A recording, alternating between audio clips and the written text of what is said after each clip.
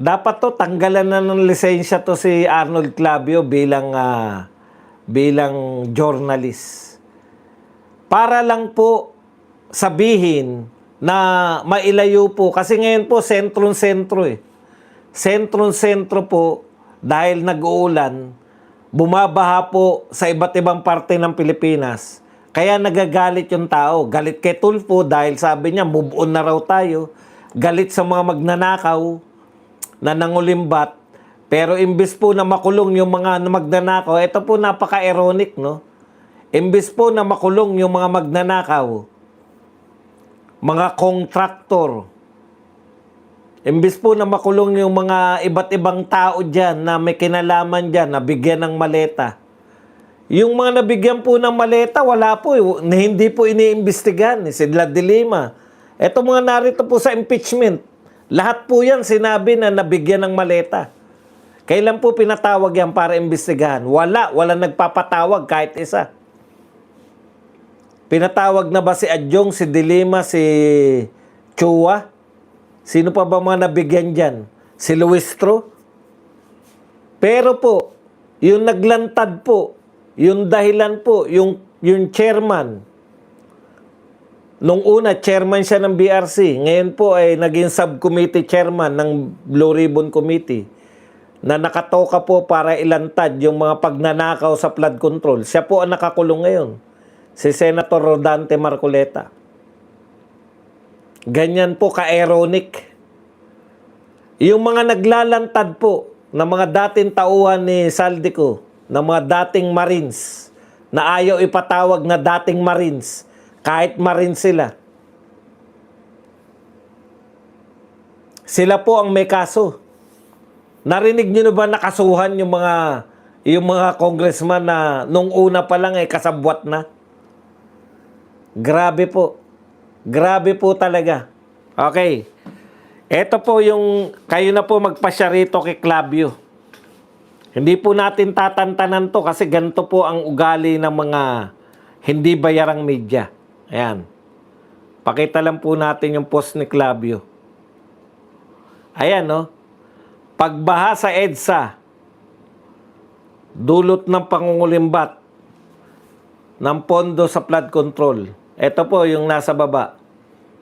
Fake news, di ba? Sabi ni Clavio to, fake news daw. Yan, fake news daw yan. Yan pagbaha sa EDSA. Yan, no? Fake news. Okay, yan po, ito po ay galing sa Instagram nitong tao na to. Yan po ang mga pinupost niya. Araw-araw na nagpe-fake news yan. Ayan, ako si Igan, siya po yan. Ehem. Marami na naman ang larawing ito pagbaha sa EDSA dulot ng bagyong Inday. Binirepika ko ito kay MMDA Attorney Don Artes. At sinabi niya na ang larawan ito ay fake. Walang malaking baha na nangyari aniya sa EDSA.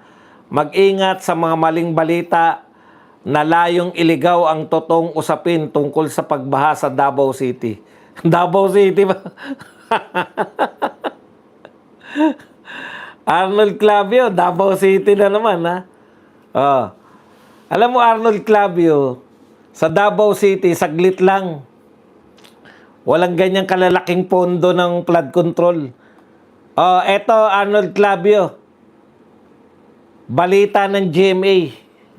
Wag na tayo maglokohan. Ayan, no? GMA News.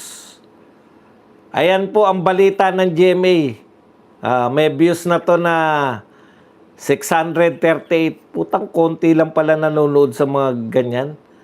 Ayan, baha sa EDSA. Santulan. Panoorin as of 2:16 p.m. Hindi makadaan.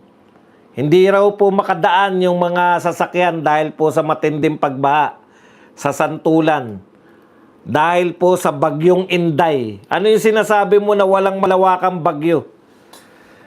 Walang malawakang pagbaha sa Maynila. Sa GMA po yan. GMA News, baha sa Santulan. Yan po. Nasa Instagram din. Kaya lang, konti lang pala nanonood sa mga to. As of hindi makadaan ang ilang sasakyan sa EDSA Santulan dahil sa baha dulot ng malakas na ulan. Ito po ay naganap noong July 10. So ano pong bagyo yung July 10? Inday. Clavio, ano yung sinasabi mo na walang bagyo? Walang pagbaha. Sa GMA 7 na nga yan eh. Lintik ka. Fake news pa raw yung baha sa EDSA. Pinapakita raw fake news daw yun. Okay. Baha sa EDSA, eto. Meron pa sila, July 11. Binaha ang maraming lugar sa Metro Manila kasunod. GMA din po to. Saksi naman. Kasunod ng malakas na ulan. Dala ng habagat na pinalakas pa ng bagyong Inday. Okay.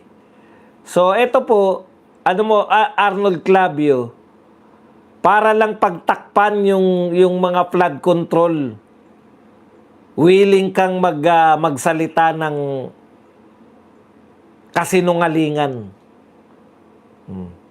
Ikaw ang fake news. Mismong GMA ang nagsabi na may bumaha sa EDSA. Saan ka nakakita na sabihin mo na yung baha sa EDSA ay fake news? Putang. Ngayon lang po ako nakakita ng journalist na ganyan. Baha daw sa fake news. Baha yung fake news sa'yo, Clavio.